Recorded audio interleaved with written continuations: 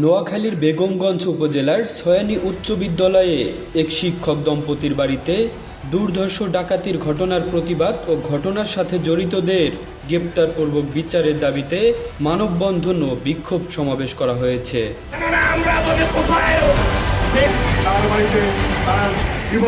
বুধবার বিকেলে বেগমগঞ্জ উপজেলার ছয়ানী ইউনিয়নের উচ্চ বিদ্যালয়ের সামনে এই বিক্ষোভ সমাবেশ ও মানববন্ধন অনুষ্ঠিত হয়।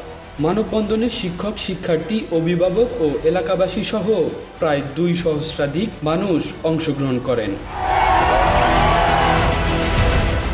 এ সময় বক্তারা প্রশাসনের নিকট চোর, ডাকাত ও সন্ত্রাসীদের হাতে জিম্মি হওয়া ছয়ানী ইউনিয়নকে বাঁচাতে এবং ডাকাতির ঘটনায় জড়িতদের বিচারের দাবি জানিয়েছেন। এই বাংলা নিউজ ডেস্ক।